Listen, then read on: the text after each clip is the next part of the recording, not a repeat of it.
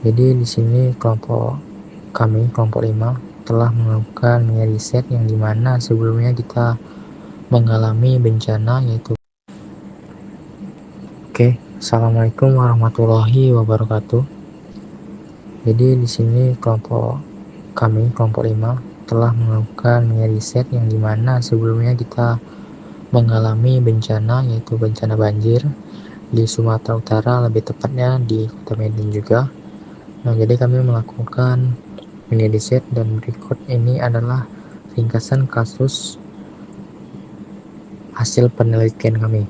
Jadi, banjir yang terjadi di Kota Medan dan beberapa wilayah di Sumatera menyebabkan gangguan signifikan pada aktivitas ekonomi, sosial, dan operasional perusahaan energi nasional Pertamina.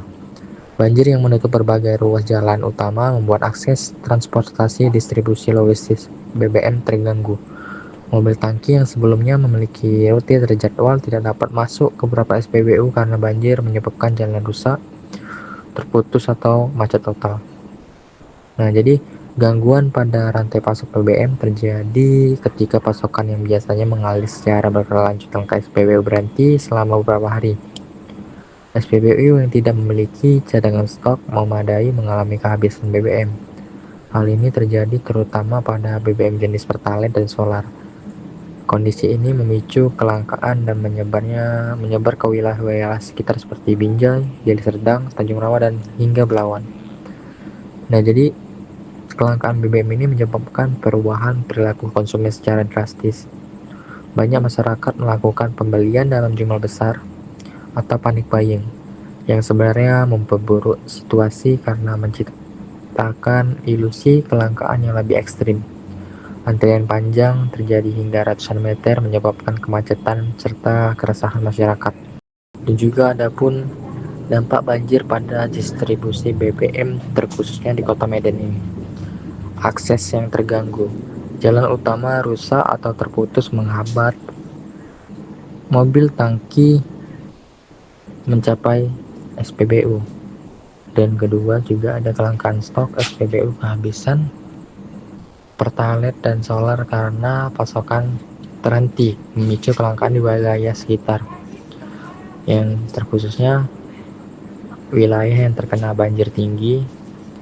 Dan sesuai pengalaman saya, di rumah saya mengalami banjir setinggi di atas kepala orang dewasa, jadi membutuhkan perahu karet untuk mengakses jalan tersebut dan mengakibatkan mobil tangki tidak dapat melalui jalan tersebut. Dan ketiga ada panic buying. Masyarakat membeli BBM dalam jumlah besar memperburuk situasi dan menciptakan antrian panjang. Dan juga terjadi pemanfaatan situasi dengan membeli BBM jumlah banyak menggunakan dirijen, mengakibatkan beberapa orang tidak kedapatan BBM. Identifikasi masalah. Bagian identifikasi masalah itu berfokus pada dua domain utama. Yang pertama, masalah operasional yang menjadi penyebab langsung gangguan distribusi, dan yang kedua, masalah pemasaran yang memperburuk persepsi publik dan mempengaruhi kelakuan konsumen. Penjabaran masalah ini perlu menjadi dasar. Yang pertama itu masalah operasional. Ya, yang pertama, tertutupnya akses logistik utama akibat banjir sehingga armada distribusi tidak dapat menjangkau SPBU tertentu. Yang kedua, kurangnya jalur distribusi alternatif, misalnya jalur rel atau laut lokal, yang siap dipakai saat jalur darat terganggu. Yang ketiga, stok penyangga atau buffer stock di jaringan SPBU relatif terbatas, sehingga jeda pasokan segera menimbulkan kekosongan. Yang keempat, kurangnya unit armada darurat yang dapat segera dikerahkan untuk suplai prioritas di wilayah terdampak. Yang kelima, sistem pemantauan lokasi armada atau fleet tracking dan stok tidak sepenuhnya terintegrasi ke dalam dashboard publik. Yang kedua, masalah pemasaran atau marketing problems. Yang pertama itu karena adanya panic buying yang disebabkan oleh informasi tidak lengkap dan tersebarnya rumor yang tidak segera diklarifikasi. Yang kedua, komunikasi krisis tidak terkoordinasi sehingga pesan yang disampaikan di berbagai kanal tidak seragam. Yang ketiga, menurunnya tingkat brand trust karena persepsi publik bahwa perusahaan lambat dan kurang transparan. Yang keempat, sentimen negatif yang menyebar luas di media sosial membuat narasi negatif lebih dominan. Yang kelima, tidak adanya pembatasan pembelian yang diperlakukan secepat pada tingkat SPBU untuk mencegah hoarding. Yang keenam, ketiadaan saluran komunikasi khusus untuk laporan on the ground yang bisa menenangkan publik. Landasan teori. Pertama, marketing 4.0 dan 5.0. Kotler mencakup pembangunan dashboard real-time yang menampilkan lokasi SPBU dengan kesediaan stok pengguna AI untuk memprediksi kebutuhan berdasarkan data cuaca dan pola mobilitas, serta memanfaatkan tol pada tangki penyimpanan untuk mengukur stok dan meningkatkan alarm otomatis saat stok menipis. Yang kedua, konsumen behavior dan planning buying. Perilaku konsumen dalam situasi krisis mempengaruhi oleh beberapa faktor psikologis termasuk referensi resiko, ketidakpastian, dan tekanan sosial.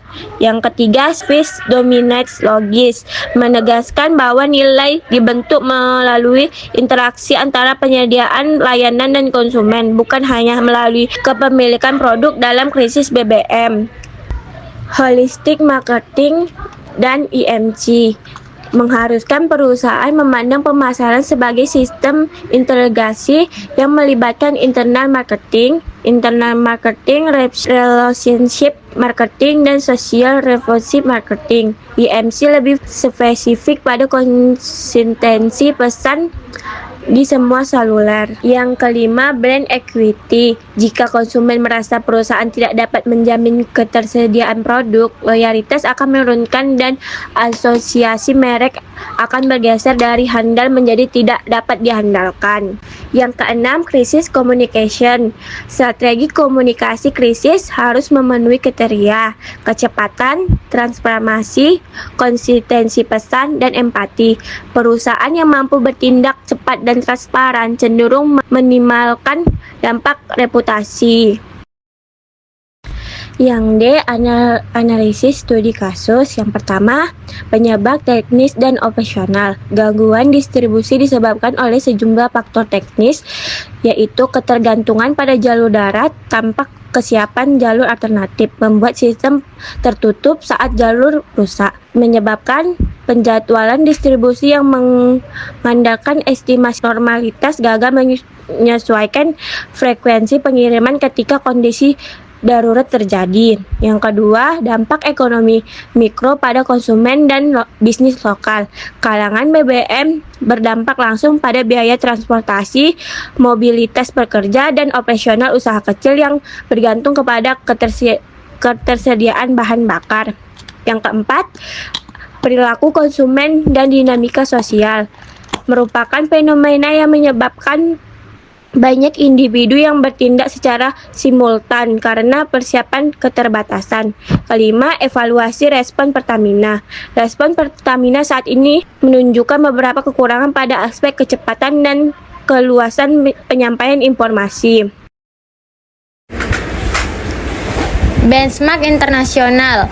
Untuk memperkaya rekomendasi, bagian ini membandingkan respon perusahaan-perusahaan energi internasional saat menghadapi masalah pasokan atau kendala operasional serupa. Yang pertama itu Shell pada studi kasus krisis pasokan pada tahun 2021. Shell menerapkan peta digital stok yang menunjukkan SPBU mana yang masih memiliki pasokan serta integrasi data real time di situs web mereka. Komunikasi yang cepat dan transparan membantu meredam kepanikan publik dan mencegah lonjakan pasar gelap.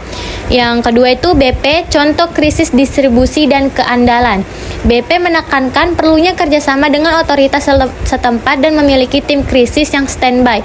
Strategi mereka menekankan kolaborasi dengan pemerintah untuk memastikan jalur distribusi prioritas. Yang ketiga, Petronas, respon terhadap banjir regional. Petronas menyiapkan posko distribusi darurat dan mengerahkan armada khusus yang dirancang untuk beroperasi dalam kondisi banjir. Selain itu, mereka melakukan kampanye edukasi publik terkait pembatasan pembelian. Yang D, Total Energies, kebijakan pembatasan dan edukasi. Total Energies menggunakan pendekatan edukatif dan human-centric menjelaskan mengapa pembatasan pembelian perlu dilakukan serta dampak buruk dan panic buying. Rekomendasi strategi pemasaran untuk Pertamina. Yang pertama itu strategi jangka panjang pada 0-3 bulan. Yang pertama, implementasi dashboard atau real time. Mengembangkan dashboard publik yang menampilkan stok status SPBU, jadwal distribusi dan rute armada.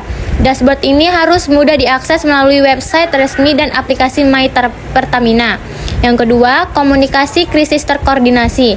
Membentuk pusat komunikasi krisis 24/7 yang bertugas mengeluarkan satu pesan resmi dan melakukan klarifikasi hoaks. Yang ketiga, pembatasan pembelian sementara. Menerapkan batasan pembelian per kendaraan, misalnya maksimal 20 liter per kendaraan untuk mencegah penimbunan. Yang keempat, prioritas suplai untuk layanan vital. Memprioritaskan pengiriman BBM ke fasilitas kesehatan, angkutan umum, dan layanan darurat. Yang kelima, media engagement dan edukasi. Menyiapkan materi edukasi singkat, infografis, dan video yang menjelaskan kondisi, langkah-langkah yang diambil, dan estimasi pemulihan. Yang kedua, jangka menengah 3-12 bulan. Yang pertama, Service Recovery Program. Menawarkan program pemulihan layanan seperti prioritas antrian untuk pelanggan loyal, kampanye pengembalian kepercayaan, dan insentif bagi SPBU yang beroperasi normal. Yang kedua, kolaborasi dengan Pemda dan kepolisian. Di sini tuh menandatangani perjanjian kerjasama untuk akses prioritas dan pengamanan logistik saat bencana. Yang ketiga itu pelatihan komunikasi krisis untuk staf. Ini memberikan pelatihan bagi seluruh staf SPBU dan tim manajemen regional mengenai komunikasi darurat. Yang keempat, audit infrastruktur distribusi. Ini melakukan audit menyeluruh pada jaringan distribusi untuk mengidentifikasi titik lemah dan peluang diversifikasi route. Yang ketiga, strategi jangka panjang sampai 1 tahun. Yang pertama itu pengembangan Albacete Early Warning System. Di sini menggunakan data besar seperti cuaca, pola, mobilitas, dan data historis untuk memprediksi potensi gangguan dan menyesuaikan jadwal distribusi. Yang kedua itu modernisasi logistik dan armada darurat. Investasi pada armada yang tahan bencana dan kemampuan distribusi alternatif. Misalnya distribusi laut lokal atau rel jika tersedia. Yang ketiga, integrasi sistem digital. Mengintegrasikan sistem manajemen persediaan, flat tracking, dan aplikasi pelanggan sehingga data operasional dapat dijadikan sebagai real time. Yang keempat, program